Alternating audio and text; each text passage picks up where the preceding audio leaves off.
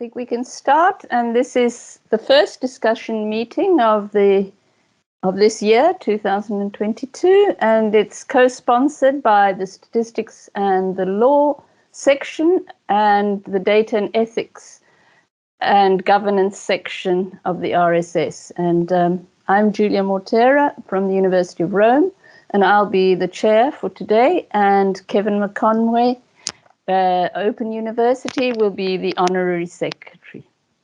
So please, I'd like to welcome all the fellows and the visitors to this meeting. And for those that are joining online, please use the support chat box when you want to ask a question, and someone will help you. The meeting will be recorded and will then be posted on YouTube. So if anybody is uncomfortable with this, please could you let us know, and your contribution will either be audio only, or if you want, it can be edited out completely. Unless called to speak, can everybody please keep their microphones muted and their videos turned off too.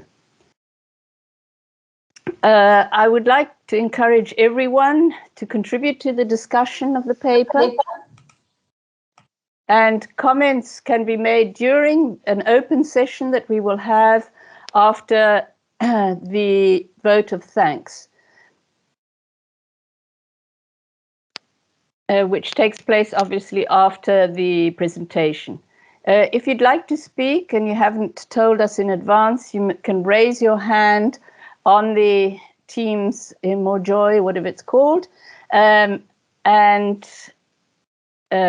you select the participants option, and then open session will start.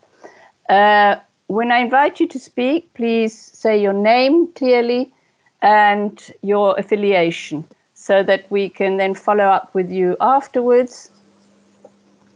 And for those discussants, you have 5 minutes. So now, let's start with the presentation, and the paper today is by Imai from the Department of Government and Statistics of Harvard University, together with the co-authors that you can see there, Jizhao Zhang, James Greiner, Ryan Hallen, and Suhan Shin. And the first speaker will be Kusuke, followed by Jizhao. And so please, the title of today's discussion meeting is Experimental Evaluation of Algorithm-Assisted Human Decision-Making and Applications to Pretrial Public Safety Assessment. Thank you, Kusuke. All right. Thank you so much, Julia, for introduction, and thanks for this opportunity. Let me share my slides. Okay. Hope this is working. Okay. Yeah, so I'm very happy to have this opportunity to present our work. This is joint work with Jizhao Zhang for do the second half of the presentation. And Jim Greiner, who was in the demo meeting, also he's present, and Ryan Heron and Soren Shin. Jizhao is from University of Massachusetts Amherst. The rest of us is at Harvard University. And I wish I could do this in person. I think I've done it 10 years ago, maybe. It feels like a long time ago. It was a pleasure, and this is online, but I hope we get feedback from everybody on this work. All right, so let me get started. Okay, here we go. So we've entered the era where statistics and machine learning algorithms, and sometimes I think now people call this AI, artificial intelligence, are encountered in our daily lives. This is probably not really new. Data being used in the past, but with the technological advances, the speed and the extent to which these things influence our lives have accelerated. There are lots of examples. You see it everywhere around us where these algorithms play a big role. What we want to focus in this work is what we call algorithm-assisted human decision-making. So the reason why we are interested in this is that because humans still make many consequential decisions. We haven't yet outsourced these decisions to machines. So whether the medical decision made by the physicians or judicial decision made by judges. These are consequential decisions that we haven't outsourced to the algorithms. This is true even when human decisions can be suboptimal or known to be suboptimal. So even when the humans are known to be not very good at some of the decision making, we still make the decision with the help of algorithms, perhaps. Okay. Why is that? Well, that's a big question, but we may want to hold somebody rather than something accountable. So maybe for the sake of accountability, we still want humans to make final decisions.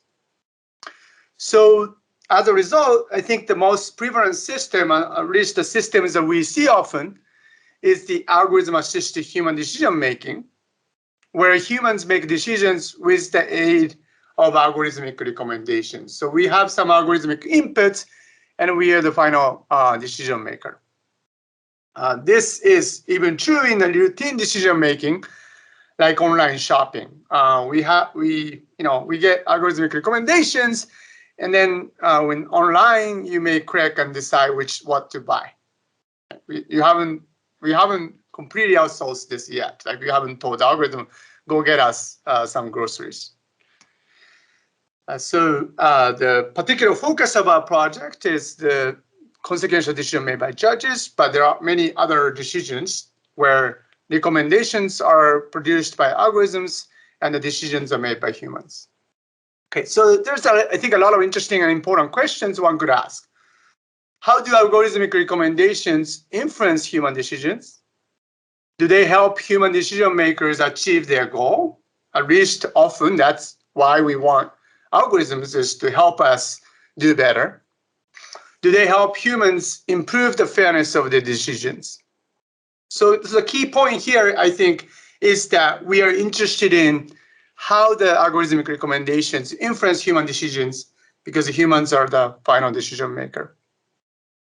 In the literature of algorithmic fairness and accuracy, many have studied the accuracy and fairness of algorithms themselves. But very few people have researched their impacts on human decisions.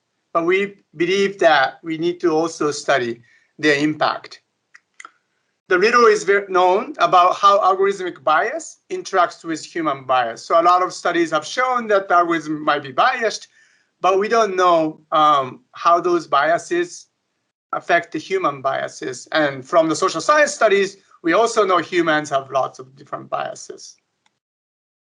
So our contribution, first of all, is the experimental evaluation. So we show how you can use randomized experiment to evaluate algorithm-assisted human decision-making. And we develop some methodology based on the ideas of causal inference and fairness and optimal decision-making. And we report the preliminary results from the first ever field experiment that evaluates pretrial public safety assessment. And before I introduce the actual experiment that we conducted, I want to briefly mention the controversy over the COMPAS score was first raised by the group of journalists at ProPublica. So there they showed that this particular score, COMPAS score, appears to be racially biased against African Americans. So here there's a picture from the article, a picture of two people who committed the petty theft crime, and they were arrested. And the algorithm rated the white man as low risk, whereas the black woman was rated as high risk. Similarly, there are two arrestees who were charged with drug possession, and the algorithm rated the white defendant to be low risk, whereas the African American defendant to be high risk. And then journalists showed that if you look at the distribution of these risk scores, black defendants tend to have higher risk scores than the white defendants. In other words, the algorithm tend to classify black defendants as more risky than the white defendants. So this led to sort of the controversy of potential racial bias of this type of compass score. So we're going to focus on pretrial public safety assessment, PSA. That's part of sort of different types of algorithmic recommendations that are often used in the US criminal justice system. And Jim talked a lot about the background of this in the earlier demo meeting earlier today. So here we're looking at the first appearance hearing. Judges primarily making two decisions: whether to release an arrestee pending disposition of criminal charges, and if so, what conditions, how much bail should be imposed, or is there monitoring condition to be included. The goal here is to avoid the predispositional incarceration while preserving the public safety. So judges trying to have this trade-off between preserving the public safety while trying to avoid the predispositional incarceration because these people are not formally charged.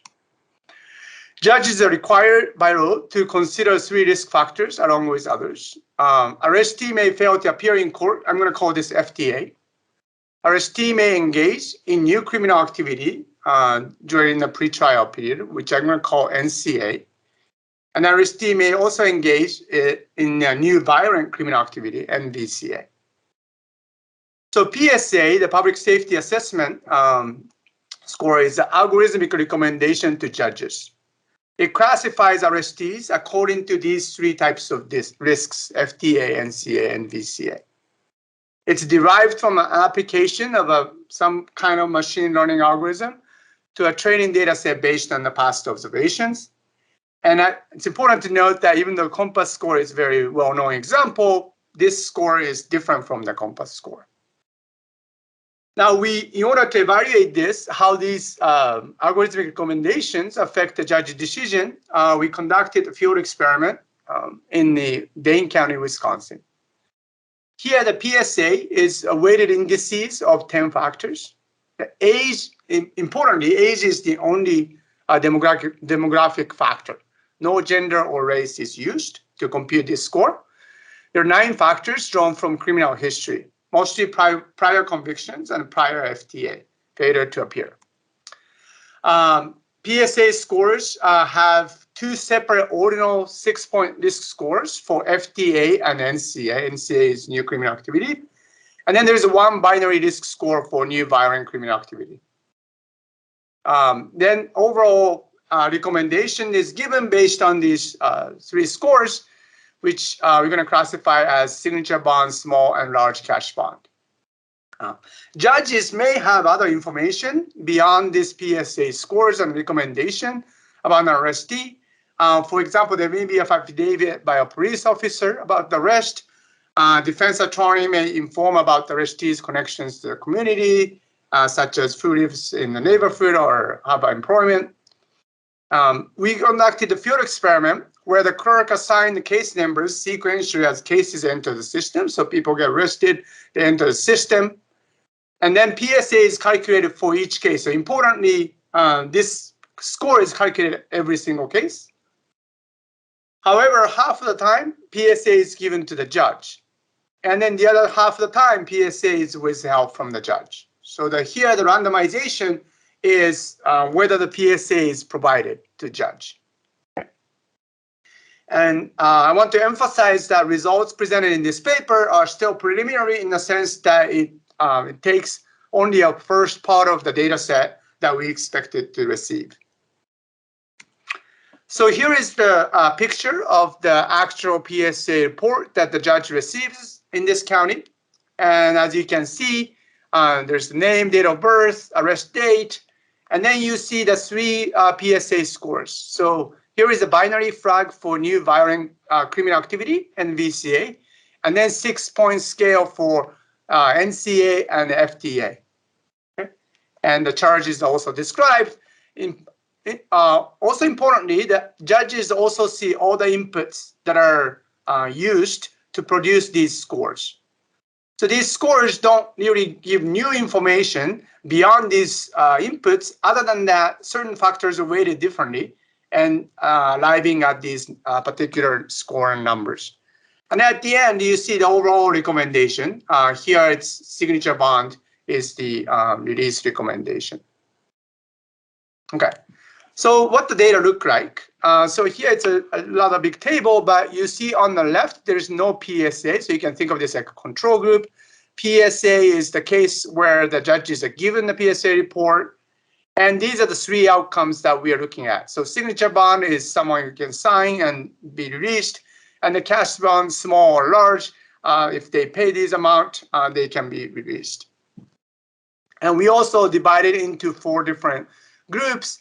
And you see that the more male arrestees than the female. So the female arrestee is about 20%. And the ratio of white and non-white is roughly equal.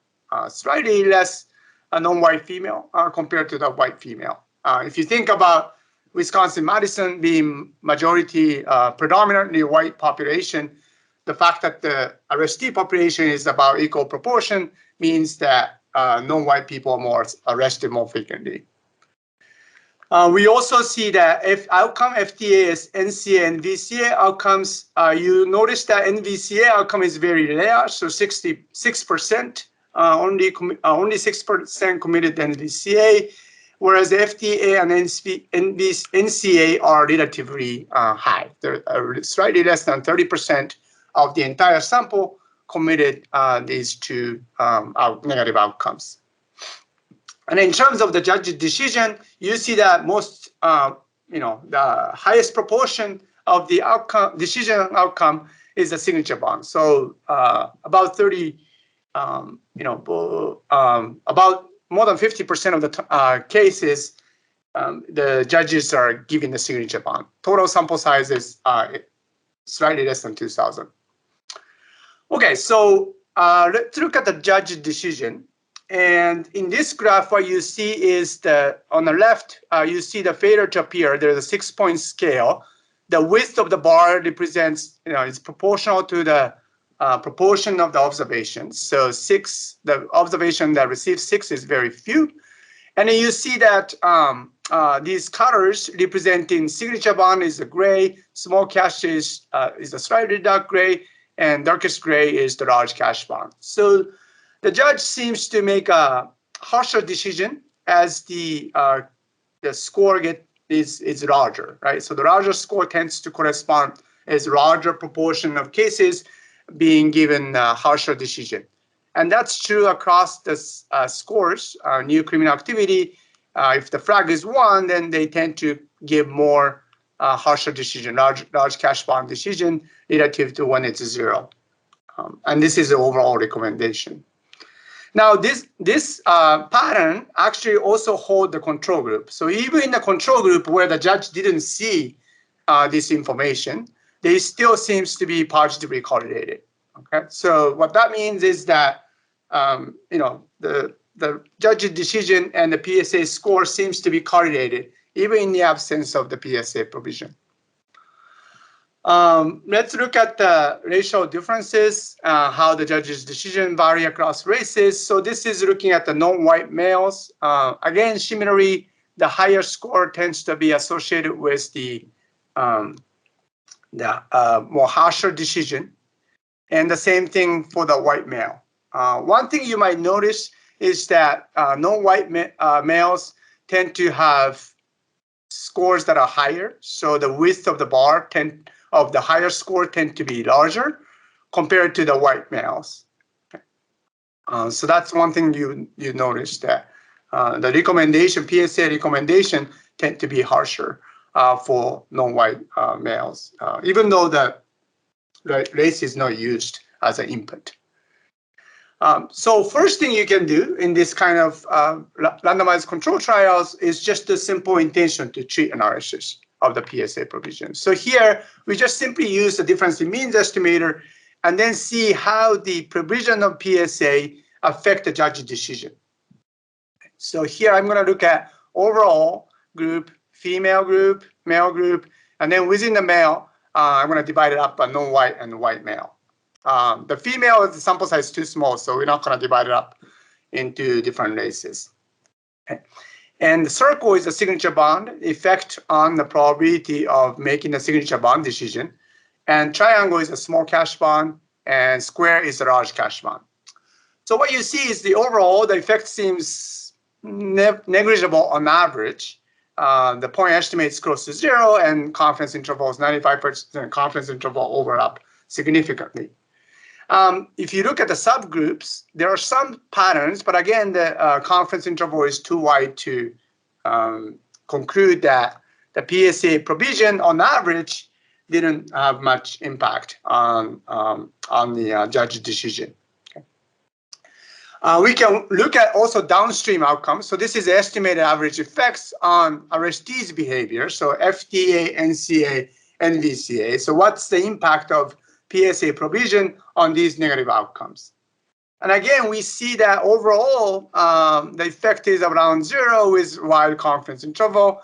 Among the female sample, maybe there is evidence that PSA provision downstream increased the probability of committing the new violent criminal activity, and slightly positive impact there. And the rest of the group seems to be difficult to conclude with the significant effects. Okay. So this would be sort of the standard analysis one could do, but maybe we want to go a step further to do the analysis. So that's PSA provision help prevent FDA and CA and VCA question. But what we want to do is not just the overall effects, but want to look at to see if the PSA provision actually helping judges make better decision. Right. So ITT effects on the judge decision only answers whether PSA provision makes impact on average across all cases.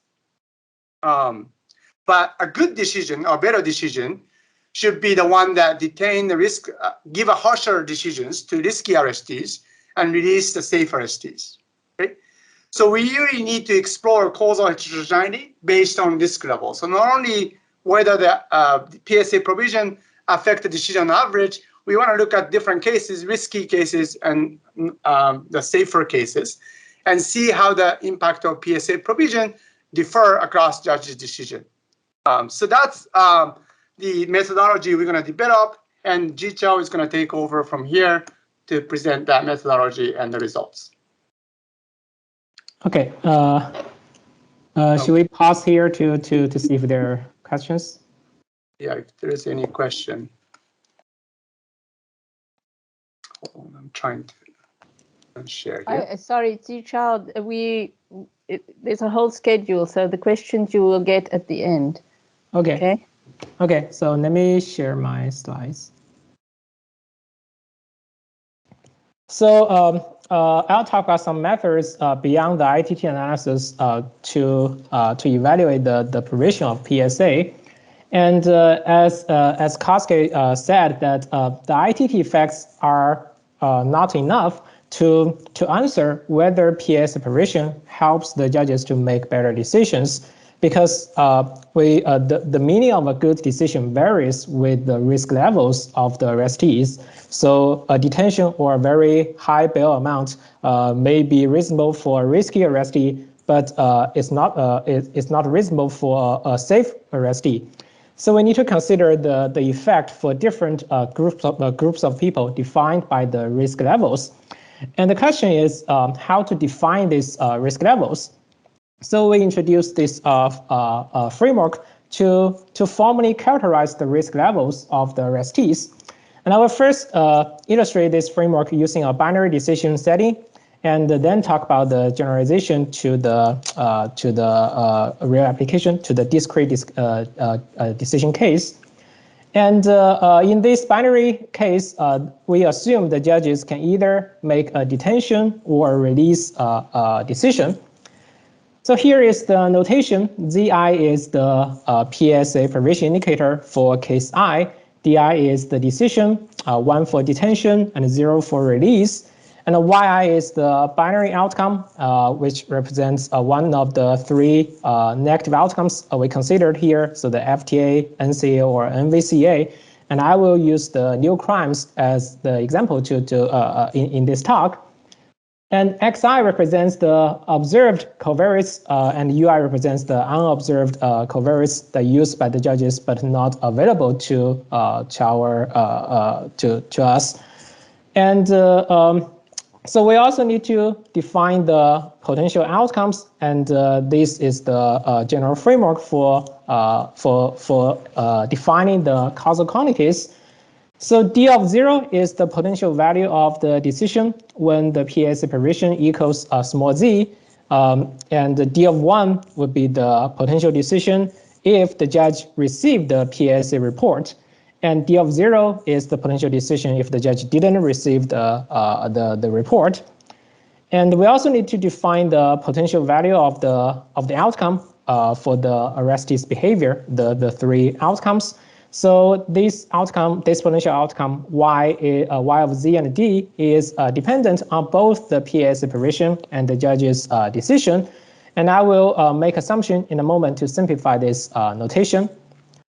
We assume there's no interference across cases. So this means that the PSA precision and the judge's decision of one case do not affect the outcome of another case. And this actually is a little bit tricky in our application because one arrestee may have multiple cases, and the interference may exist between these different cases. So to make sure there is no interference across the cases, we focus only on the first arrest of each arrestee, and our conclusion will be for the first arrests only. Okay, so we make several assumptions based on our experimental design. The first assumption is the randomization of PSA precision. So the treatment Z is independent of the potential values and the covariates, and this holds by our design. The second assumption is the exclusion restriction. So we assume the PSA precision cannot affect the behavior of the arrestees directly. And the potential outcome is a function of the decision only. So it doesn't depend on the PSA precision once we know the judge's decision. And this assumption is plausible in our application because the arrestees didn't know whether the PSA is provided to the judges or not. So it's unlikely that the PSA provision can affect their behavior directly. It can only affect the behavior through the judge's decision. And then we have the monotonicity, and y of 0 no less than y of 1. And here 0 and 1 are the values of the judge's decision because we assume the exclusion restriction. And this assumption means that each arrestee is no less likely to commit a crime if released. And it's plausible in our setting because being detained will make the arrestee very difficult to engage in a new criminal activity. But we didn't fix y1 to be 0 here because actually in our data we found that some detained arrestees commit a new crime or fail to appear in the trial court. So we allow for non-zero value of y1. And under these three assumptions, we use the principal stratification framework proposed by Frangakis and Rubin to characterize the risk levels of the arrestees. And using this idea, the principal strata are defined in terms of the joint potential outcomes y1 and y0. And because y is binary, we have 4 different principal strata, and the last one is eliminated by the monotonicity. And we can look at the 3 strata. The first stratum, y1 equals 0, y0 equals 1. And the arrestees in this stratum will commit a crime only if released. And we call this preventable cases because keeping them in custody can prevent the crime. And then the second stratum, we have the risky cases who will always commit the crime. And the third stratum contains the arrestees who will never commit a crime. So we can see the principal stratification framework helps to classify the arrestees into 3 different risk levels. And then we can define the average principal causal effects as the average causal effects of the PSA operation on the judge's decisions in each of the 3 principal strata. And these principal causal effects are the keys to answer whether PSA operation helps to make a better decision. Because if the PSA is helpful, it should make the judges to detain more people in the preventable stratum, because detention in this stratum can prevent crimes. And it should also make the judges to release more people in the safe stratum, because these are the safe arrestees who shouldn't be detained. And this means that if PSA is helpful, we should have APCP to be positive and APCES to be negative. And we can look at the signs of these 2 principal causal effects to answer the question we're interested in. But the risky stratum, because the detention cannot prevent the crimes, the desirable sign of APCER depends on other factors, such as the cost of detaining one person or some fairness concerns. And I want to mention that these principal causal effects are actually different from those in the literature on the principal stratification or instrumental variable method, because here the principal strata are defined in terms of the outcome, and the effect is on an intermediate variable. But in the literature, the order is reversed. The principal strata are defined in terms of an intermediate variable, and the effect is on an outcome. And so for these principal causal effects, because y1 and y0 are not simultaneously observed, we only observe one of them. So the principal strata are latent, and we need to formally study the identification of these principal causal effects. So under the 3 assumptions, we have these formulas for the 3 principal causal effects. And these numerators can be estimated from the observed data, but the denominators depend on the distribution of the potential outcome, which is not identifiable from the observed data without additional assumptions. But these denominators are all positive. So although we cannot pointedly identify the principal causal effects, we can get the signs of these principal causal effects from the signs of the numerators. This means that under the 3 assumptions, we can draw qualitative conclusions about whether a PSA provision helps the judges to make better decisions. And using these formulas, we can also derive the bounds on the principal causal effects by considering the worst case bounds on the unidentified parts in the denominators. And this together gives us the partial identification result for the principal causal effects. And we may want to move one step further to get point identification for the principal causal effects. And this requires additional assumptions in this setting. And a commonly used assumption is the unconfoundedness assumption. This assumes away latent confounders between the decision and the potential outcome. So given the observed covariates xi and the PSA provision, the decision is independent of the potential outcome. And this is possible if we have all the information used by the judges for making their decisions. But as mentioned by Koske, we did have some information that's available to us, but not available to the judges, but not available to us. So the assumption might be violated in our setting. And I will talk about a sensitivity analysis for the violation of unconfoundedness in a moment. But for now, I will assume the unconfoundedness assumption holds. And under this assumption, we can use principal scores to identify the principal causal effects. And the principal scores are the proportions of principal strata given the covariates. Because we have 3 principal strata, we have 3 different principal scores. And with unconfoundedness, we can identify these principal scores from the observed data and express the principal causal effects as the mean difference in the decision under treatment and control groups in a weighted population. And the weights depend on the principal scores. So to estimate these principal causal effects, we can first estimate the principal scores and then plug in the estimated scores in this weighting formula. And we can also derive a more efficient influence function, efficient influence functions to get more efficient estimators. And I will not get into that in this talk. So far I've talked about the binary decision setting to illustrate the framework.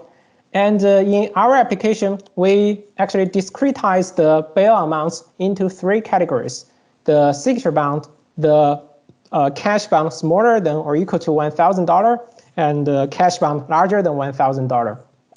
So we have a discrete decision in our application, and this requires us to generalize the framework for discrete decisions.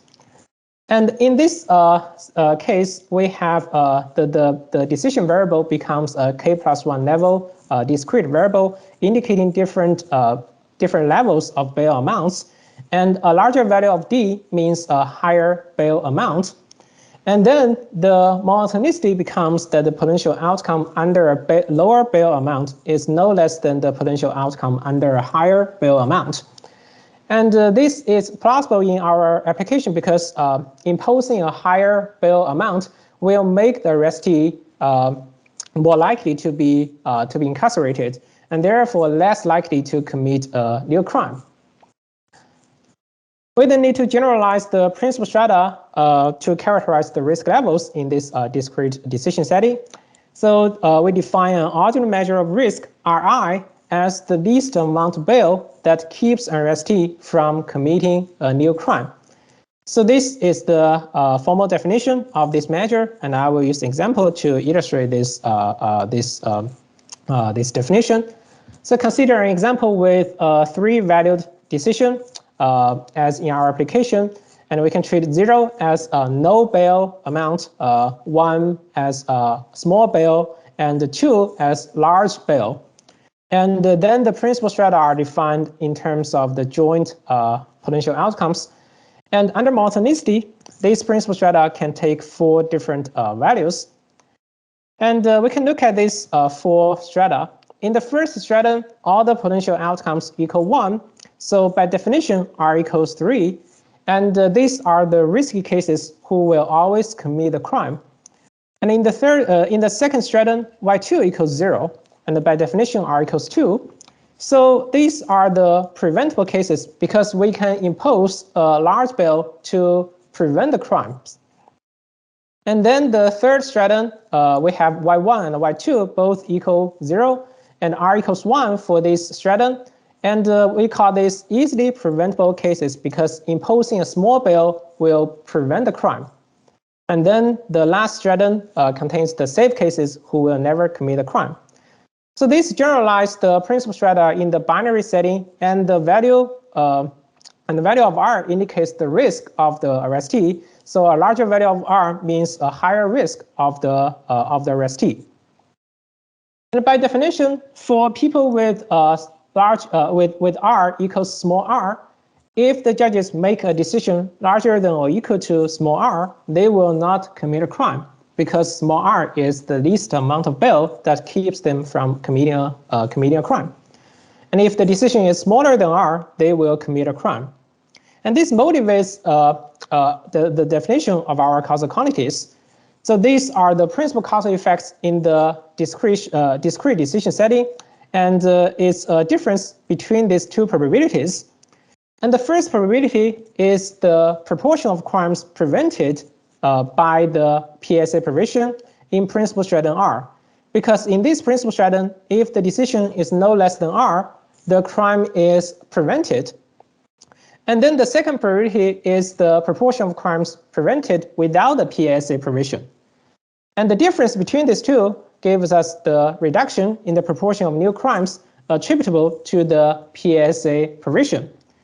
So if the PSA is helpful, it should make this, we should have these principal causal effects to be positive. This means that the PSA provision helps to prevent the crimes in different principal strata. So we can use these principal causal effects to answer the question in the discrete decision setting. And similar to the binary case, under the 4 assumptions, including the unconfoundedness assumption, we can non-parametrically identify these principal causal effects, and I will skip the details here. And so as I mentioned before, the unconfoundedness assumption might be violated if we don't have some of the information used by the judges for their decisions. So we considered a sensitivity analysis to assess the robustness of our empirical results to the potential violation of this assumption. And we could do a non-parametric sensitivity analysis, but this requires too many sensitivity parameters.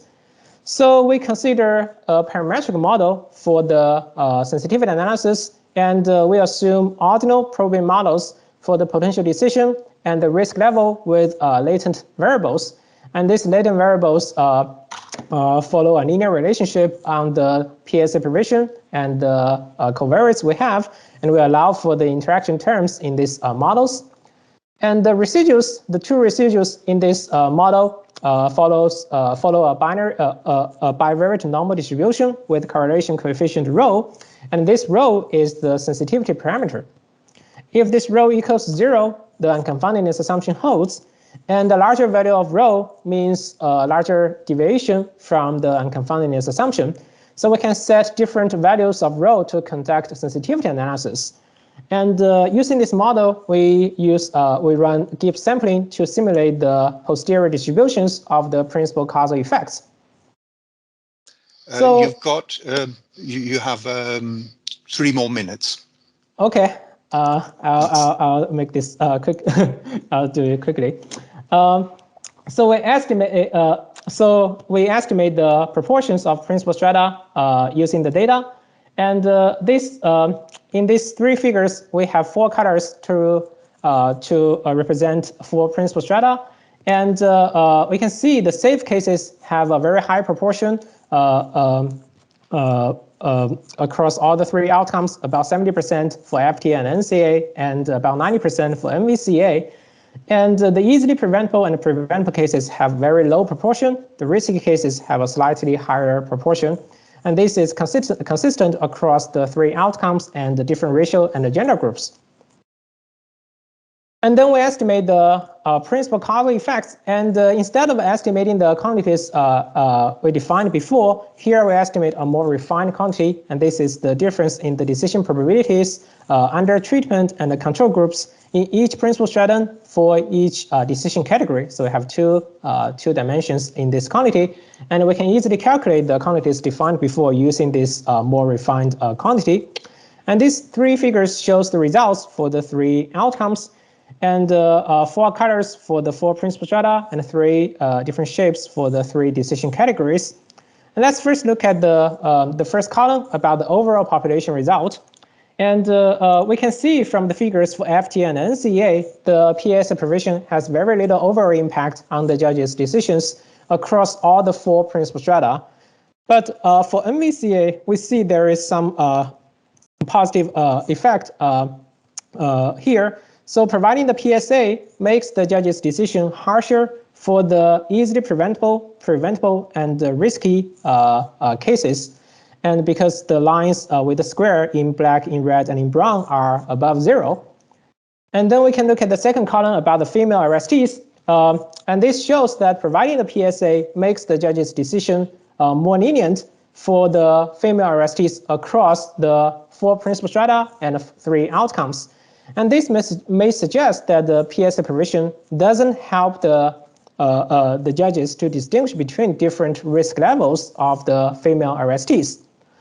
And for the male arrestees in the last 3 columns, we see for MVCA, the PSA provision has makes the judge's decision harsher for the easily preventable, and risky cases among the male arrestees. But these effects are not significant for the FTA and NCA outcomes. And this suggests that providing the PSA may help the judges to distinguish between the different risk levels among the male arrestees, but only in terms of the MVCA outcome, not the FTA and NCA outcomes. And I will skip the analysis for the age and racial for different age groups. And another aspect I want to talk about here for evaluating the PSA provision is the fairness of the judges' decisions. We want to know whether PSA provision helps the judges to improve the fairness of their decisions.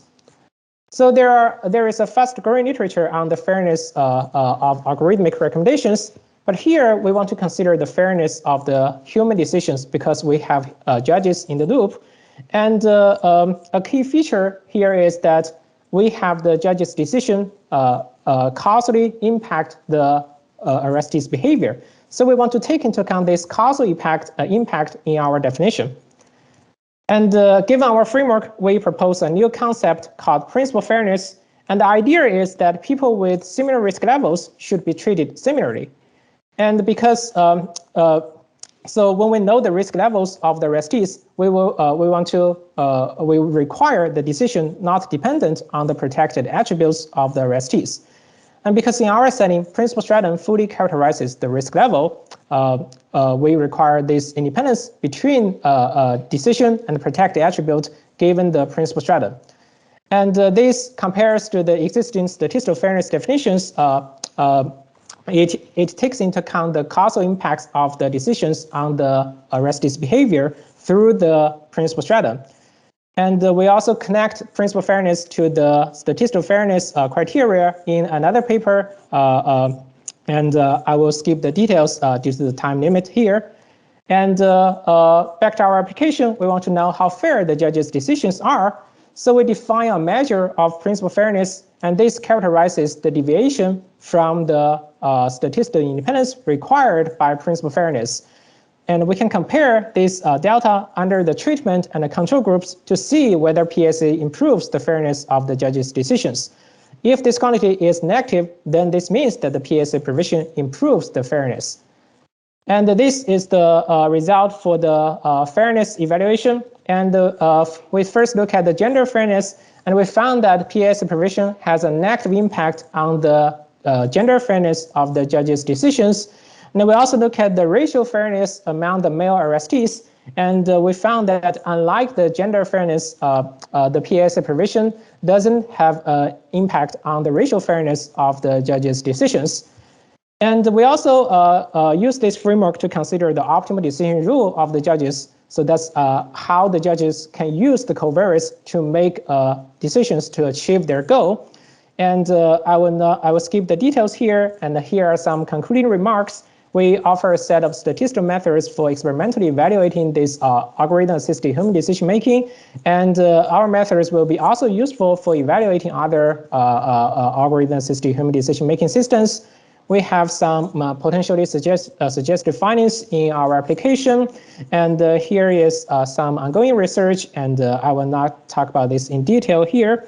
And this is the end of my our talk, and thank you for listening. Thank you, Jishal. I now call on Maria Cuellar from the University of Pennsylvania to propose the vote of thanks. Thank you, Maria. So thank you so much for inviting me to give a discussion for this really important article. It's such a rich paper. It was really fun to listen to Jim Kosuke earlier in the morning, and then you guys speaking just now.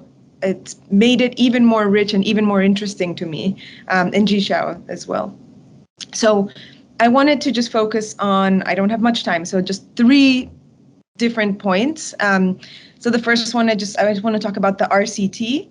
Then I want to just mention some points about how the authors split up the effects for different types of cases. And finally, just talk a little bit about algorithmic fairness. And so I, through some discussion with Ilya Spitzer, who gave a talk about this about a week ago, I was inspired to make this DAG. And so this directed acyclic graph, you guys had something like this in your talk. But so the way that I was thinking about it is, so we have some covariates X, and these are going to cause or influence directly the PSA scores, those 3 different scores, failure to appear, new criminal activity, and new violent criminal activity.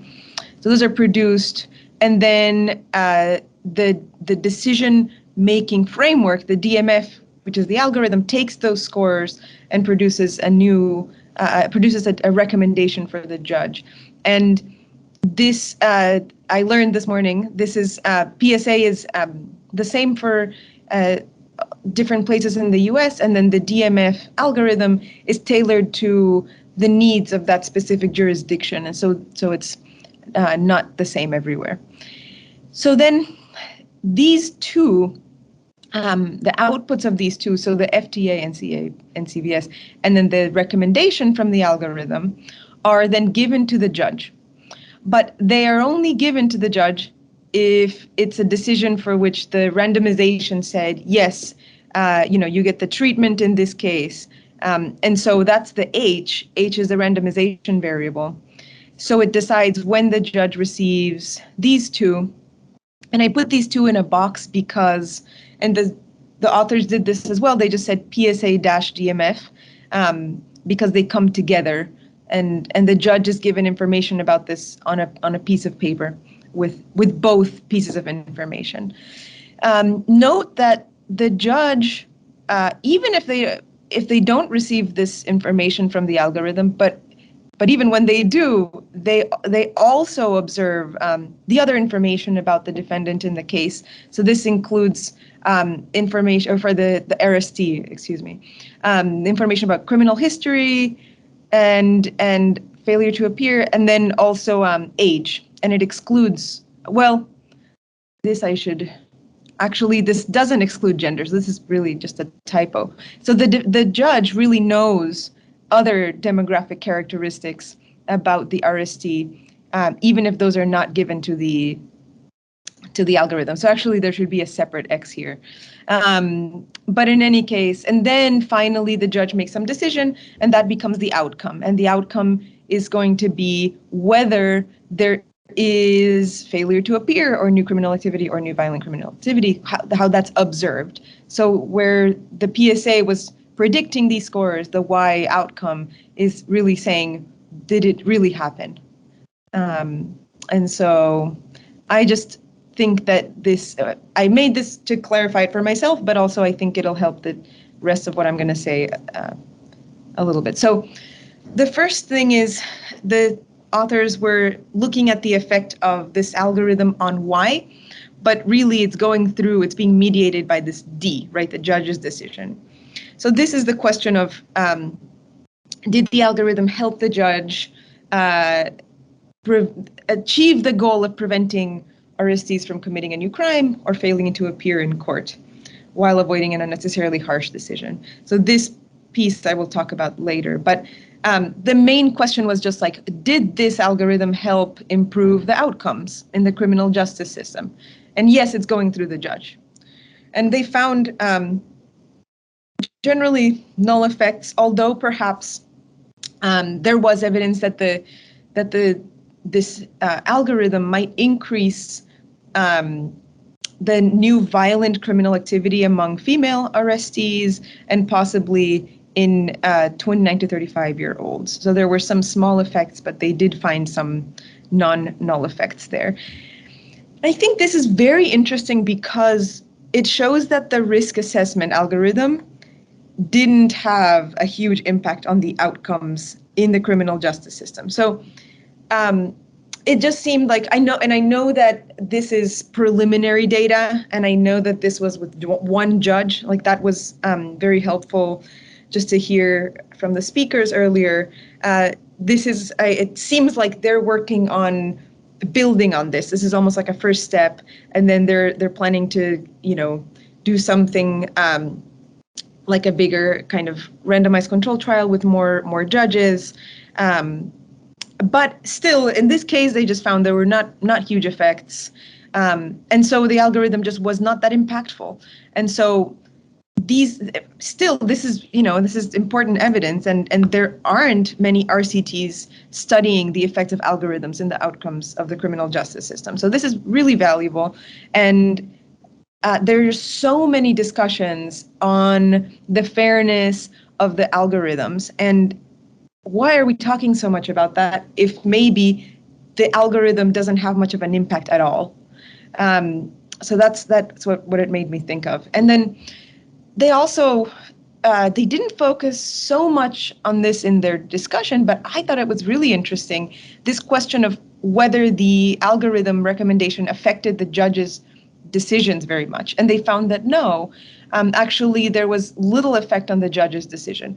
And I thought this was even more interesting, or just something that we should point out, which is that it just shows that the judge was not heavily influenced by the algorithm. And it's interesting to know why. I wonder if the authors went back and spoke with this judge, where was the judge just making the same kinds of predictions as the algorithm already, or did the judge observe the results and decide not to act on what the algorithm said? Maybe they thought, oh, I know better than this algorithm. I also have to be honest, I didn't totally understand that it was just one judge. I think because the intent, the goal is to have an idea about judges in general. And so I kept thinking it was several judges, and so it would be interesting to know just like what was this person thinking. But it also made me think maybe if it's one single judge, it seems and they know if they're getting the feedback from the algorithm or not, because they're being given this piece of paper or not. And so I wonder how knowing that you're being treated affects the judge and judge's decision, and whether they decided to act on the algorithm outcome. And then in terms of the risky versus safe cases, this is the part about avoiding an unnecessarily harsh decision. So they split up these average effects into different strata, and these were like preventable cases, safe, and risky cases. And I loved the clarity in identifying the causal parameters under different causal assumptions. They even offered different combinations of causal assumptions, and then finally a non-parametric way of estimating them. That was excellent. You've got 1 more minute, Maria. Okay, thank you. But I just don't know in terms of policy if we cannot really tell what individual falls into which stratum in real life. And so I just didn't know how we could use this at the individual level. And then this also affected my idea of fairness. It's like, how can we talk about this? So I know that perhaps the fairness is evaluated after the fact, but how we can use these principal strata in using the algorithm a new time, that I'm not sure. And then for fairness, I just wanted to say, I'll just say it quickly. Basically, I thought it was very interesting that they were studying the comparison between human-only decision versus human and algorithm, so this hybrid approach. But never, even though this is an RCT and it's separating these two effects, the covariates X are still known to the judge, and so the final decision can be biased because race or gender can still affect the judge's decision. So even though there's a huge discussion, there's a lot of discussion and a lot of focus on how algorithms can help make the criminal justice system less biased. In this case, they're still the biasing information is still going all the way to the judge's decision and then the output. And so the algorithm cannot really, it's not, I guess we're seeing it's not really making it more fair according to their definition. But it would be interesting to try to see if we can separate the effect of the algorithm on its own, even though in practice, doing this might be difficult. So just to close up, the RCT was really interesting. I thought the results were great, even if they were null or just small. It would be cool to do an RCT to isolate the effects on the outcome of the algorithm only versus human only versus hybrid, although I know in practice, judges would be very resistant to this kind of thing.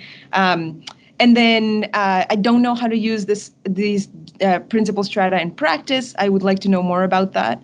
And then in terms of the fairness, it would be nice to know, why pick that definition of fairness? I like the idea of using counterfactuals and what they propose, but I don't know why that is a better definition than another. And so maybe talking to philosophers, some information from ethics would help inform that discussion, but I thought it was still very interesting. Okay, thank you so much.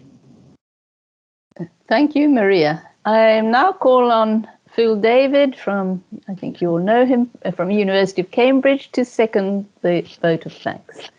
Thank you, Phil. Can you share your slides? Can you see my slides? No, not yet. Okay, we're having, let's see what we can do. Yes. See them now? Okay, splendid. I'll just point out before I start, so in the first part of the talk, Kosuke mentioned the discussion there's been about the compass system, and there was actually a Royal Statistical Society presentation for a Law Society investigation on algorithms in the justice system. I posted a link in the chat, which, among other things, discussed the issues of fairness in the compass system. I've also pointed a link to relevant to what Maria was talking about where she was talking about a discussion that Ilya Spitzer gave, actually, of a presentation that I was making. Right, well, we've had a very interesting and thorough presentation today. A lot of work has gone into it, both applied work and methodological work. I'm very interested indeed in the application. It's important.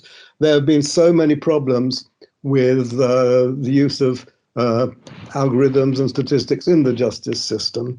So I'm really rather disappointed to see that those problems have been amplified by the current paper. Well, I'll come to that in a moment, but let's just recap the general framework of the pretrial public safety assessment. We've seen this already. There are essentially two major applied questions which are addressed in the paper. The first is, what is the effect of Z applying the PSA score, making it available, on either the way the judge makes his or her decision, and on the eventual effect of that on the outcome, which might be failure to appear. That's an important one, as discussed in detail, but I will actually concentrate for the purpose of this presentation on the other question, which is also discussed in the paper. How ideally should the judge use the information at his disposal to come to his decision D? And as essentially a lot of this is discussed in detail, and I rather like the approach in section 2 of the paper. Both questions are addressed, and there's a pretty straightforward approach, which was in sequence. The judge sees X and then possibly Z, makes a decision D. We're going to discuss what's a good decision. There's an outcome Y. Does the arrestee fail to appear? And we can assess the value of that with a utility. It will depend on the outcome Y. It might also depend on the previous observations, but let's, for simplicity at the moment, leave those out of the notation. Now, from the data and the assumptions made in the data about lack of confounding, we can estimate the distribution of the outcome given the previous values, X and Z, and any hypothesized choice that the judge might make for his decision. And we have a straightforward machinery of statistical decision theory, which says, how do you choose an optimal act? You maximize the expected utility. So it will depend. The only thing which will be random here is Y, and you condition on what you know, and that's the rule.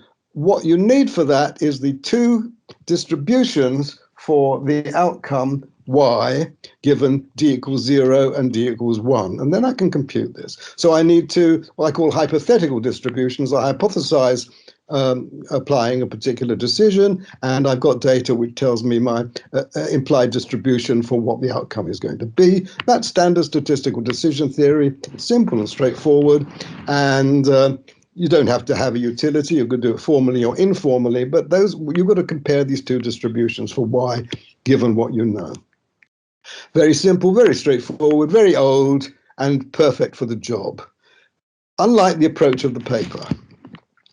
we see that the authors introduce these potential responses, YD, Y0, and Y1.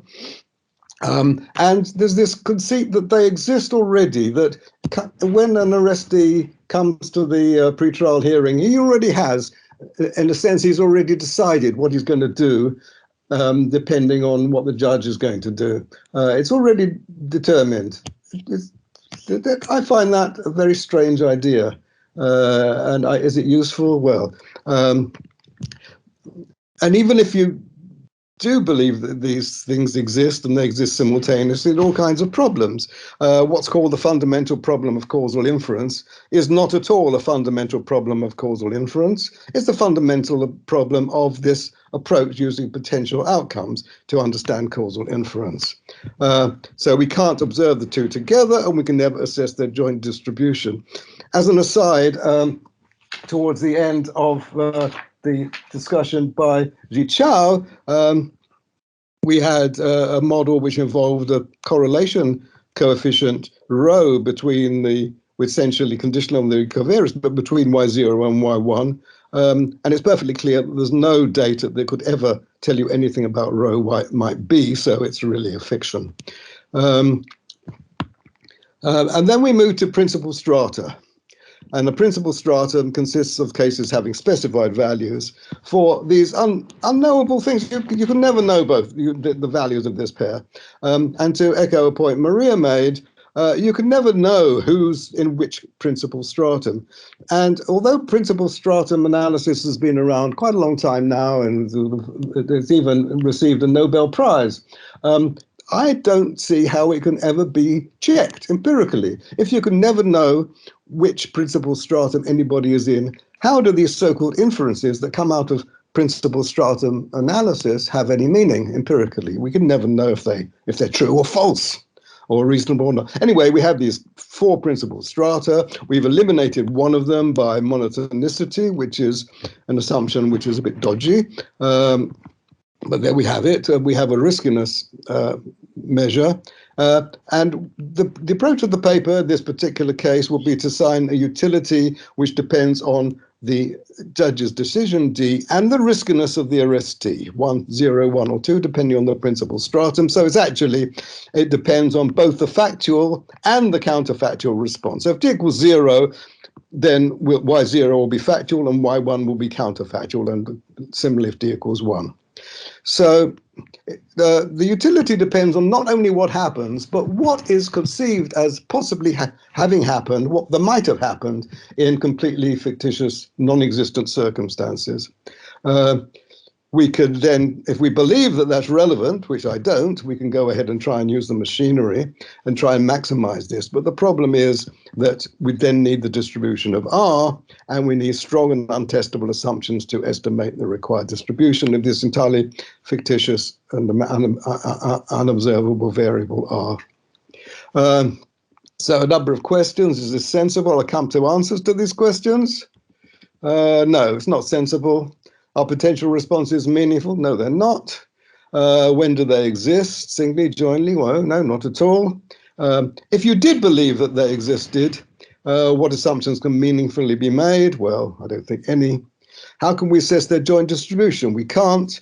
And even if we believe that the answers to all these things, well, yes, they do exist and they have a joint distribution, I would still say they're not relevant to the decision problems that we're talking about. If I have a moment or two, I will just try and make some common ground with the paper. I've been horribly critical. I apologize if I've been too rude. There's an interesting idea here.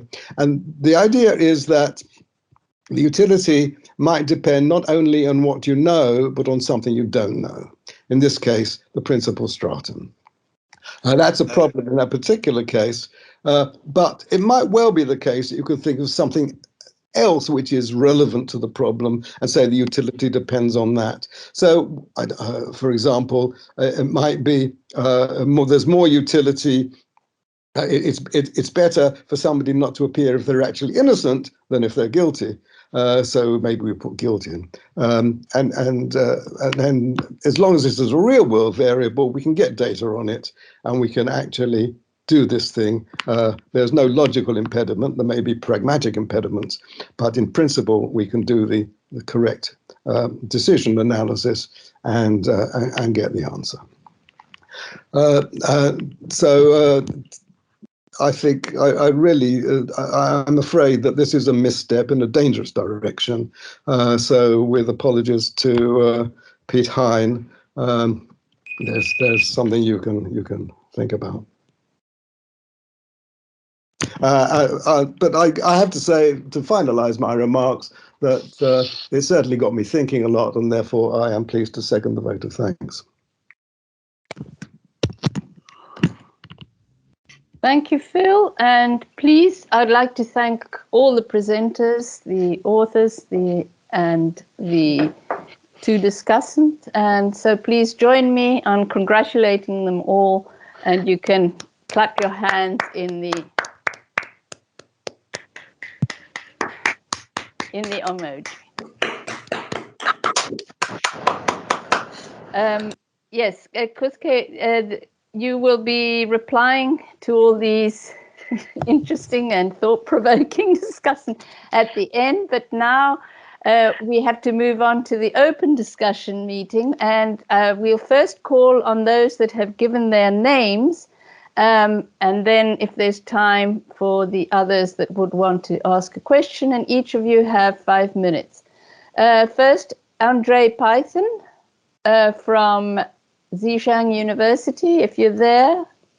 Yes, I'm here. I don't know if you have. Yes, we can hear you. Yes. If you got slides to show us, or you're just going to talk? I have some slides. Okay, first of all, thanks a lot for giving me the opportunity to comment on the paper. I would like to congratulate the authors for providing a causal framework to evaluate how the risk assessment scores generated by algorithm affect decision taken by judges in the first appearance hearing. Beyond direct applications in the judicial system, I think that their work may inspire researchers in various fields to further improve the interface between algorithmic recommendations and the decision maker, especially when humans are the ultimate decision maker. So I think that they contribute to address a fundamental question, which is whether algorithmic recommendations help humans make better decisions.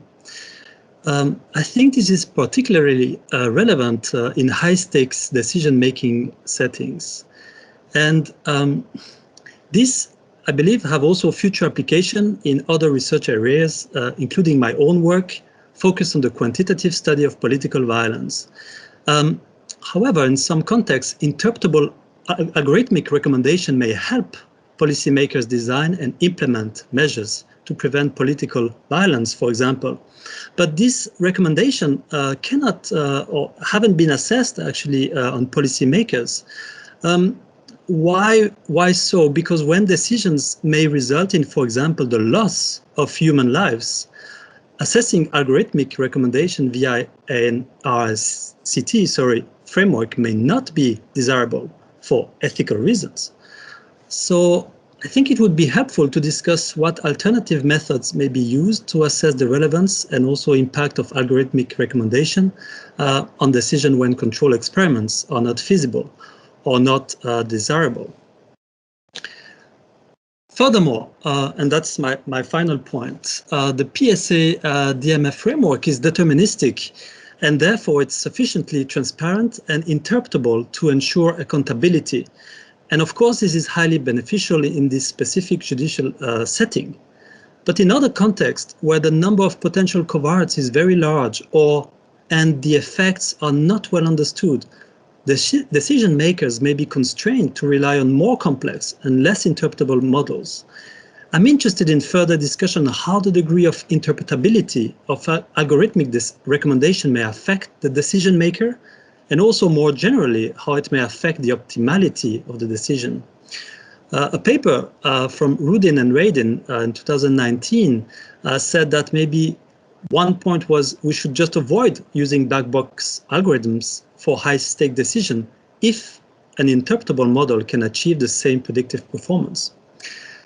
And also, given the growing capability of algorithm to make relevant recommendations I wonder how an empirical evaluation of algorithmic recommendations may help determine who should be the ultimate decision maker, the man or the machine.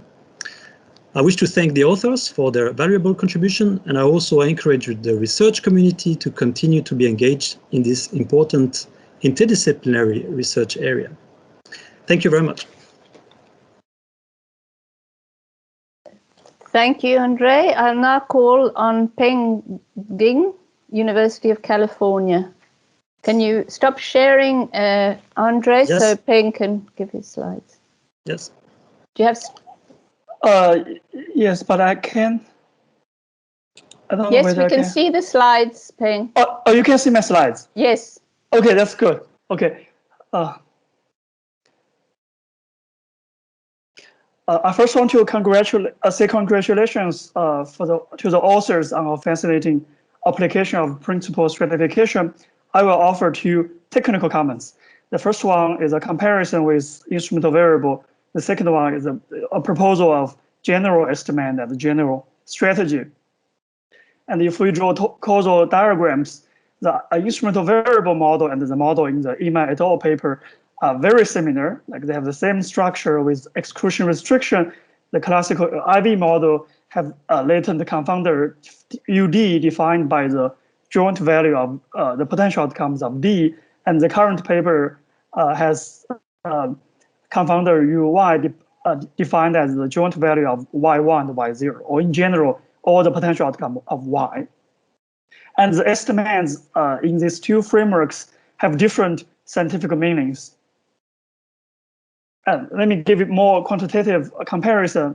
With a binary D, the classical IV assumes monotonicity like D1 larger than D0, and they show the compiler average causal effect can be identified by the ratio of the effect on Y and the effect on D.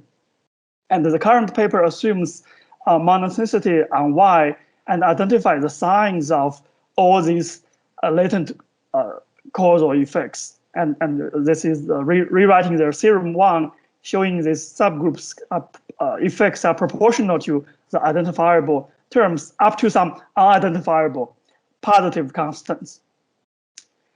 With an ordinal D, Angriston imbalance assumes D1 larger than D0 and show the two-stage least squares estimator. The ratio can identify a weighted average of some latent subgroup causal effects weighted by the probability, depending on the latent probability. And the current paper assume monotonicity on Y, but they face difficulty. They cannot identify causal parameter like this. They cannot even identify the sign of the causal parameter in the general setting with ordinal D. It's a much harder problem, requires additional strong and untestable assumptions. And moreover, the classical IV model allows for general Y. The current paper considers only binary Y. In principle, they can extend their discussion to general Y, but I think the extension is non-trivial. The second part of my discussion is a proposal of a new estimate. This is in sharp contrast to Professor Phil David's proposal that potential outcomes should be forbidden. And here the causal estimates involves all the potential outcomes, potentially the joint value of potential outcomes, like probability of D1, D0 given the risk measure R and with some coefficients here. This is a general causal estimate involving joint distribution of D1, D0, and it includes the estimates in the Imai et al. Paper as special cases. And I can show some examples. The general estimates can provide more detailed and relevant information quantifying the effect of PSA provision on judge's decision. Maybe two examples. First one, given the risk measure R, if we compute the probability D1 larger than or equal to R and D0 smaller than R, this is the proportion of cases. The PSA provision have positive impact on the judge decision because under treatment, the judge made a correct decision, and under control, the judge make a wrong decision, so this proportion is a proportion of case judge decisions positively affected by the provision of PSA. So similar discussion applied to this latent group with R equals 0, and the treatment judge makes correct decision and the control judge make wrong decision. And this type of estimate involves the joint. Like if we don't allow for potential outcomes like this, we cannot even answer questions like this. So I'm actually skeptical about Professor Phil David's proposal if we don't allow potential outcomes. And of course, the critique is a fair critique. If we define causal estimates involving all potential outcomes, the parameter is not identifiable. The observed data cannot give us all the information, but we can still find the bounds on the parameter. For example, here we can define P as a vector of the latent probabilities. We never know those latent probabilities, but we can write the estimate. Can you wrap up, please, Payne? The last page, okay. The parameter of interest, tau R, is the ratio of two linear functions of P, and the observed distributions of the observables provide linear constraints on this P. So we have a ratio of linear functions subject to linear constraints. This is a standard problem in optimization. So it's linear fractional programming. So we can maximize or minimize tau R under these constraints. I think we can easily solve the problem given the current computation power. Yeah, that's all. Thank you. Can you also take your slides off so I can call the next speaker? Is Pierluigi Conti from Sapienza University in Rome. Pierluigi? I'm here. Well, first of all, let me congratulate with the authors for their excellent work. And I have just a few small remarks about their exposition. First of all, the authors consider the effect of providing PSA risk scores to a judge who makes an initial release decision. And well, I have just a few questions about this point.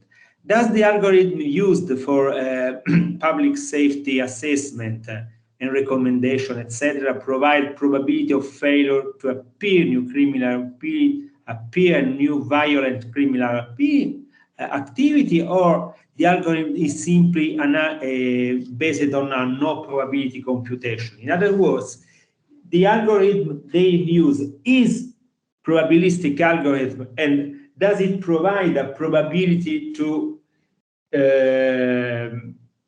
for negative events such as FTA, NCA, etc.? Secondly, the authors say that there might be evidence that the algorithm may encourage the judge to make more lenient decisions for female arrestees, while leading to more stringent decisions for males who are classified as risky. Is this intrinsic in human decision, or is it due to algorithms actually? Next question is that the optimal decision rule developed by the author depends essentially on two parameters: C0, namely a cost, and C1, which is a cost due to an unnecessary harsh decision. Do you have an indication for C0 and C1? Furthermore, it is essentially thought as an optimal recommendation for judge. Does this rule optimize the judge's final decision? In other words, is your optimal decision rule optimizing the final decision made by the judge? And the above remark calls for another remark which is related in some sense. Is the judge's decision algorithmically predictable? And after all, should an algorithm assisting the judge mimic the judge decision process? In a sense, such an algorithm, if it exists, should mimic an optimal judge, provided this is meaningful, say. I have a few more questions about the data and their interpretation in terms of sample. Well, the authors use data coming from Dane County in Wisconsin.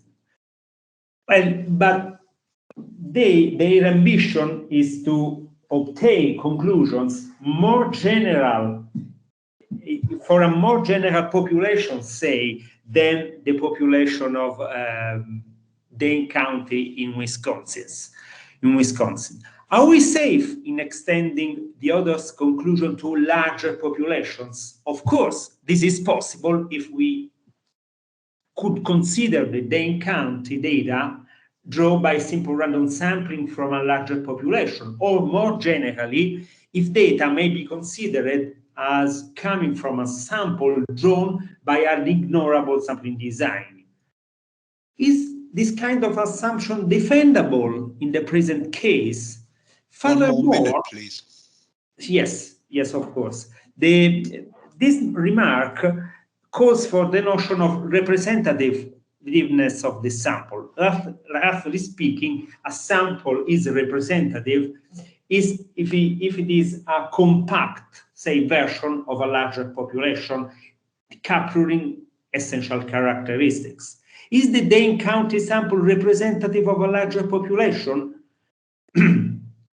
Of course, I realize that the notion of representativeness is not unique, but I'm curious about this point. Finally, a possible way to widen the conclusion of the paper could consist in considering different counties, if each one considered as a sample. The combination of sample data is, in this case, is essentially a problem of data integration. And my question is how the approach performed by the authors can be used, can be extended to data obtained by some integration process. Thank you for your attention. Thank you, Pierluigi.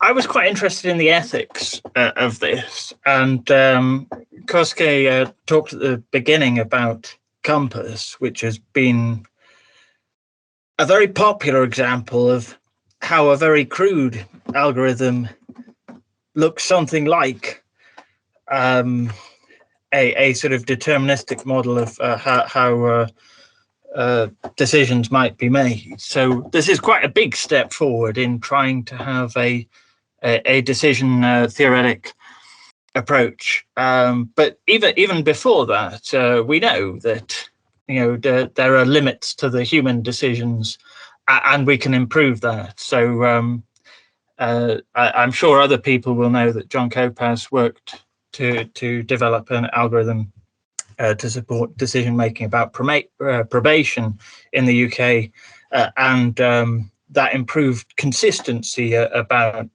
decisions, which is one thing. But there's also the feature of bias, and racial bias is notorious in the judicial system in the US. So there's considerable potential to improve things. So it's even more encouraging that we're trying to understand how this works in the decision process. But by doing this sort of trial, we're doing an experiment on the people involved. So I've been trying to work out if at any point we've mentioned, what about the interests of the participants for whom this can be quite a consequential decision if it diverts them on a path. Actually, the decision itself is quite minor and is quite a good place to start with this. But obviously, we know that these things have further consequences. And the thing we usually do in clinical settings is ask people if they're okay with being involved in this sort of thing. And of course, this is a bit. We learned to do that because in clinical settings, bad things were happening, and we needed to prevent basically, experiments on humans. And then we get to this example here where actually these sorts of decision support tools are cheerfully being used in some settings with not just without sort of asking whether this is okay, but with no idea whether they work. And actually, I think there's this step we need to get to, is who is safeguarding the sort of participant interests and making sure that somebody thought, well, are there really bad things happening here that we should say, actually, we don't want to do this. So obviously, research goes to the Institutional Review Board in the US, but that's usually supported by asking for some kind of consent process. And if people have been, trying to understand how the causal analysis works here, I'm not convinced that we could get to a point where we could explain what we're really trying to do to people going before the judicial system to make a seriously informed decision about whether they want to participate in a trial of whether this influences the decision somebody is making. So we do need one more minute, Tom. Thanks. Thanks, Kevin. Your timekeeping has been one of the real highlights of this meeting. So people have talked about that already, but actually we ought to get to something before that, which is to say, are we ready for a trial? And this is usually you establish the sort of equipoise ahead of having this randomization. I think this is the real gap here, that we've got to a decision where this is already used in some cases, and so we need to evaluate it. And actually, we should have some sort of evaluation ahead of time. And this goes back to this definition of what fairness is and how we should use this, because what we mean by a fair decision in this sort of situation is very far from clear. And we need to set out that there's a potential that this is going to improve something.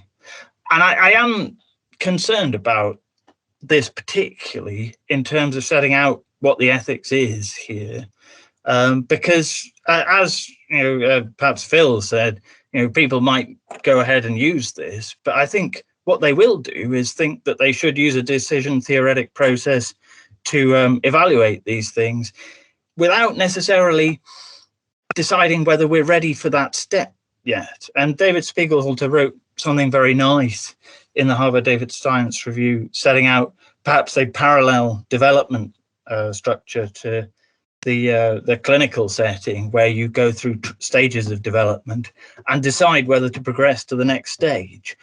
And it's very far from clear to me what stage we're at in terms of evaluating the success of this and what steps we took to get to this stage in the first place. And I would really like to press back on the editor that this is the kind of question that should have been asked when he was handling the paper, and really the editor needs to reflect on whether he's really fulfilled his responsibilities because of this precedent that this sets. So these are joint comments prepared with Mott Stensrud, who I think will be speaking next. Next slide, please. Okay. First, I'd like to congratulate the authors for an innovative experiment and a very interesting paper. Next slide, please.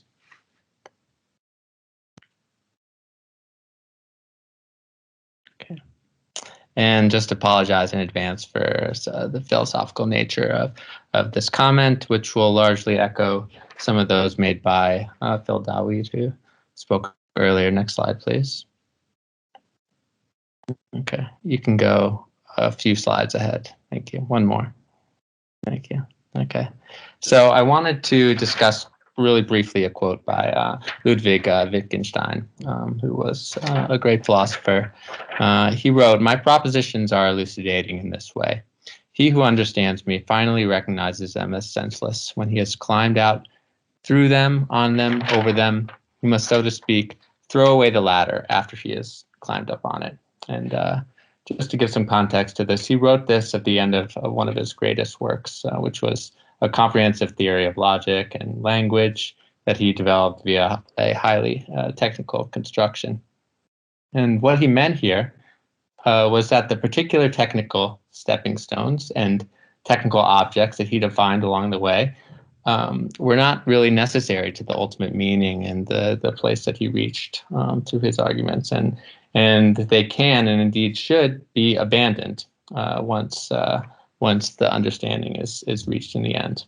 Okay, you can, next slide, please. You can go a couple more. That's great. Okay, so with that in mind, I wanted to just return to one of the core objects in the paper we discussed, and a very troubling feature of principal strata in a judicial context, which is the notion of this preventive type. So this is a person who would commit a nonviolent or a crime. They would commit a crime if they weren't detained, and if they were detained, they would not commit that crime. Okay, and it's important, I think, to remember that this variable is something that exists at baseline. So in essence, what this means is that this person, this preventive type, is someone who's guilty even before they took any action. Okay, indeed, they are preordained to commit crimes or not commit crimes under different contexts. Okay, and this is, I think, a very troubling supposition that such a feature exists in the world, and I think something that a lot of people might be uncomfortable with and disagree with quite strongly. Next slide, please. Okay, so the question is, do we really want to commit to the existence of such variables? Next slide, please. Okay, you can go one more. Thank you. Okay, so this is an ontological question, and it's one that is often deftly avoided by reinterpreting the counterfactual parameters that were reached through potential outcomes theory and the reasoning tools that they provide, and reinterpreting these parameters as interventional parameters. And we can view this as an example of kicking away the ladder in this case. Okay, and so we don't need those potential outcomes and those ideas often at the end. You can advance the slide, please.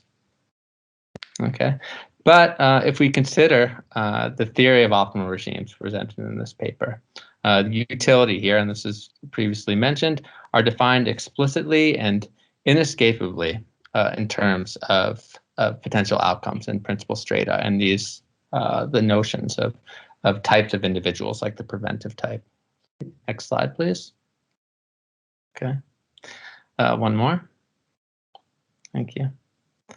Okay, and one implication of this that was discussed was that there does not exist an experiment that we could possibly do, however perfect, that could possibly confirm any inferences on expected utility under a decision rule that we might make inferences about if we were to follow the suggestions of the authors. Next slide, please.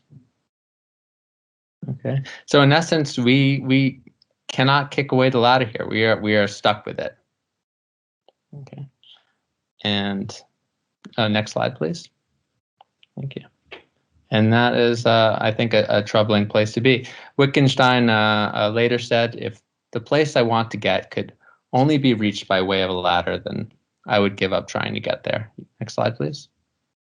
And I believe we should seriously consider this response to estimands with these features in place of more ontologically flexible alternatives that I think a lot of people in this room have worked hard to provide, including Professor David and others. And I think the next discussion will present some of these ideas as well. And with that, I'd like to thank the authors again and the organizers for the opportunity to speak. Thank you. We'd like to congratulate the authors with conducting a good experiment. With the analytic strategies and their way of reasoning, I have quite serious concerns that follow the lines of Phil David, Dr. King, and Aaron just before me. So let's just jump into it. Their question was, does algorithms help humans make better decisions? In order to answer this question, they jump immediately, so they embrace the principal stratum as if that's the way of studying such questions. And my question is why? I'm asking because there exist straightforward alternatives. Phil already alluded to this. And a side effect of this is that the identification of the APCEs, or these principal stratum estimates, requires strong assumptions that aren't testable, as Aaron said, and that arguably aren't even needed for this exercise. So let me suggest some alternatives. And like some others, I'll use counterfactual notations. But unlike some others, I could remove this counterfactual notation. I could remove the ladder, and I could do this completely interventionist. And that's a desirable feature, not a bug. I want to go in both ways. Okay, so here the superscript is a counterfactual. And suppose I could study these single world parameters. They could be observed in principle in a randomized controlled trial. It's the number of failed arrests, that's the joint probability. Suppose Y and D are binary. I could look at the successful releases, so those who were released and didn't commit a crime. I could look at those who made a crime and were released, and I could look at those who did no crime and were arrested, or would not do a crime and were arrested. All of these could be identified in the randomized experiment. In fact, they could be identified in the experiment Imai and colleagues did, without any other assumptions. Okay, no need assumptions, no need for monotonicity, no need for exclusion restriction, and no need for the additional exchangeability condition and their positivity conditions. Okay, and I think these 4 quantities is all we need in order to interpret one of the statements given in the paper, that is that we want to help judges achieve their goal of preventing arrestees from committing a new crime. Okay, we could look marginally how many crimes would be prevented under z equals 1 or z equals 0, and we could look at how many fail appear to fail that, or if the question is about failing to appear to court, we could do the same thing. Single world estimates. Okay. But you can interpret them counterfactually if you want, but they're single world estimates or interventionists. Okay. Let me go further. So how can we relate this to the results of the current authors? Now I'm trying to see if there are any relations. Yes. So only under assumption 1, I can re-express the identification functionals of the principal stratum estimates solely in terms of these 4 quantities we already looked at. And what is the implication of this? I'm not giving the formulas here, but they're quite simple. The implication is that whenever they make an optimal decision rule defined in terms of these arguably contrived principal strata, we can always find an alternative decision rule only based on these single world counterfactuals that achieve exactly the same decision. And obviously, we could also make other kind of decisions if we had other loss functions, giving us more flexibility. And I could make exactly the same argument for another task of this paper, which was to look at the optimal regimes. Again, I could re-express the interpretation of their C0 and C1 in terms of single world parameters. I've given the expression here. I'm not going to spend time on interpreting it, but you'll see that in the commentary that will follow this presentation. Okay, and the last thing I will say something about is the principal fairness, because like others here, I think everybody in this room have their notion of fairness, and I'm very skeptical about whether their definitions, and my definition in particular, would translate to principal fairness. So, and I think that requires much more depth and much more discussion than what was given in the paper. But I am also concerned about something that's more particular to the current paper and other papers, because in this paper, they evaluate principal fairness without conditioning on any covariates, so without conditioning on any of their x's, if you want. Okay. But in their other paper, which introduces the concept of principal fairness, they have a section called the importance of conditioning on covariates. So in that sense, that's very important, because you can also read off immediately from the conditions that if whether or not you include covariates, the conditional does not imply the marginal, and the marginal does not even necessarily imply the conditional. So my last question is kind of open. It's like, even if I had accepted the condition, I'm not sure if the authors are internally consistent. Thanks. Thank you very much, Matt. I'm now going to invite contributions from the floor, and please raise your hand using the raise hand icon and give your name and affiliation, because we need to take that down so that we can get in touch with you and have your written contribution that will be published in the journal along with the paper. Obviously, you need to unmute your audio and speak online. So now let me...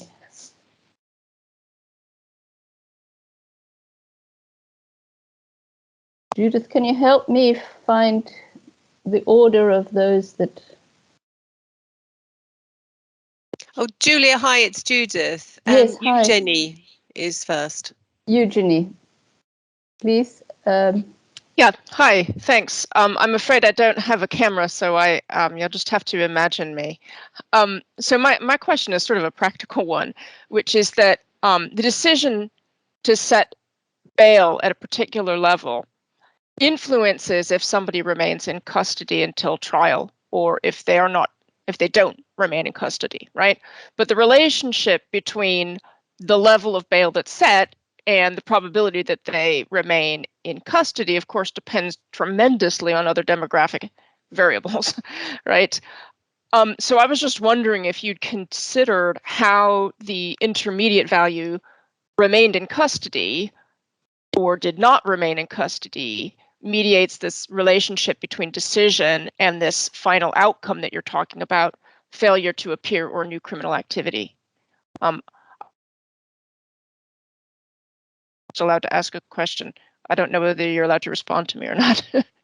I'll shut up The now, responses will all come at the end. I think it's Timothy Lau has a question. He wrote in the chat, if you'd like to just say it.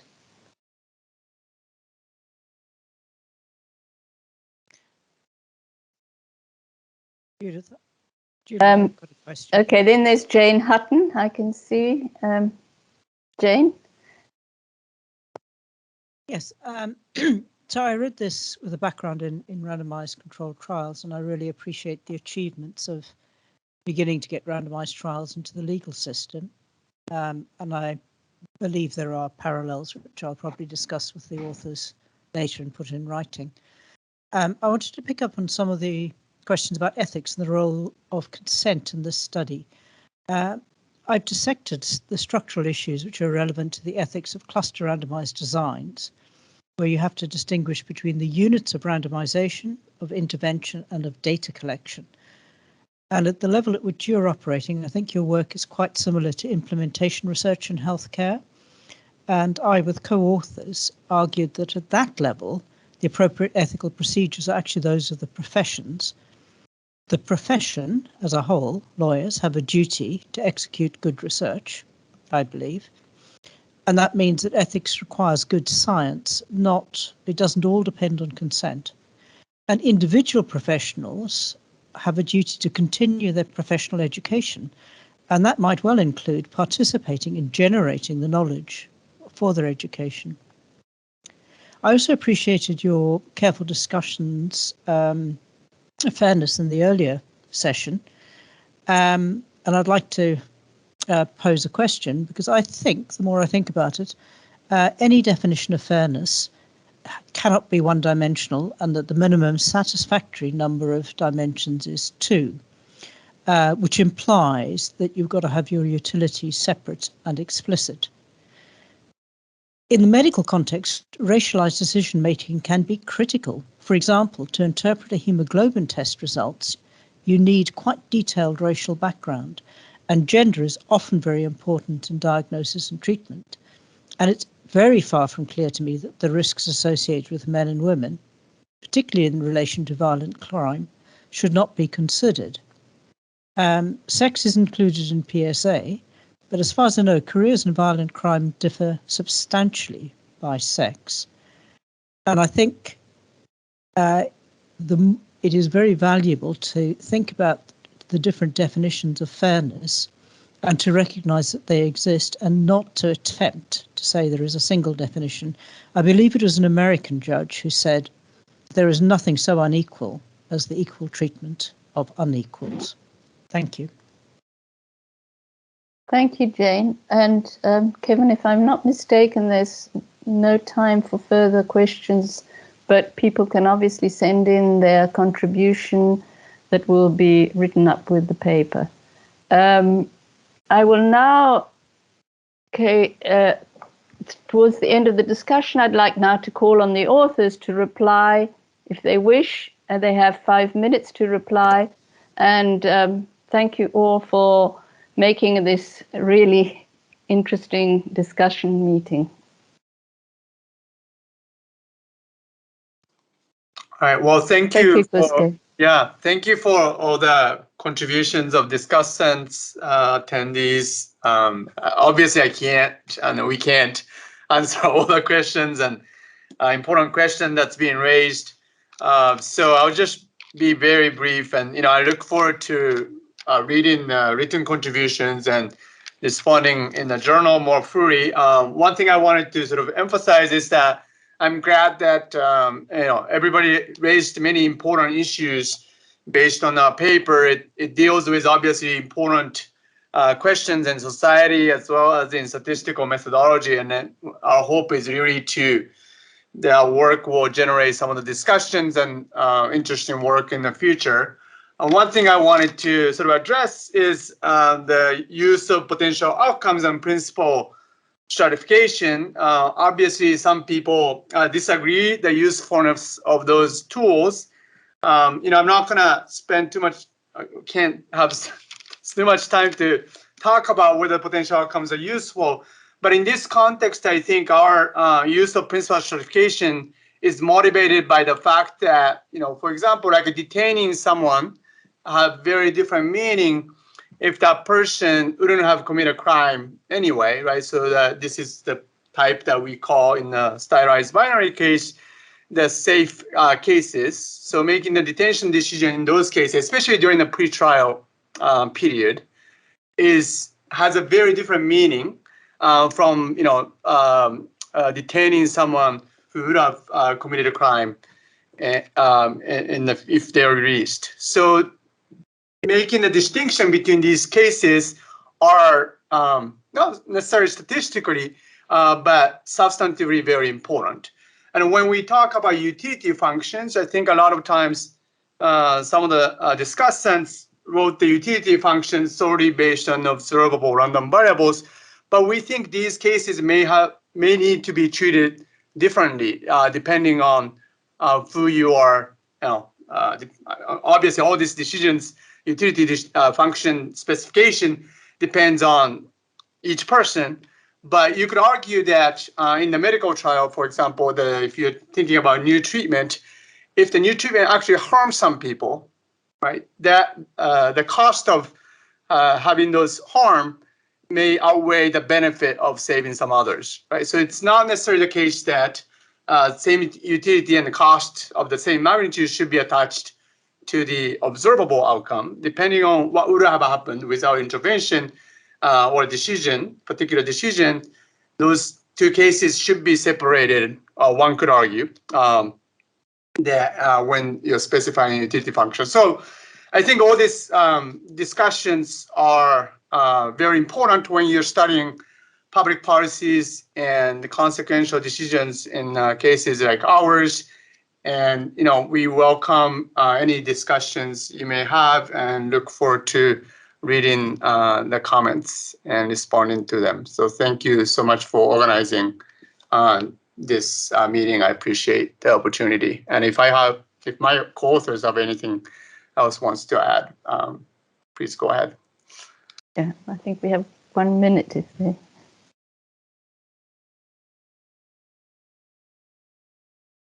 Jim, you want to?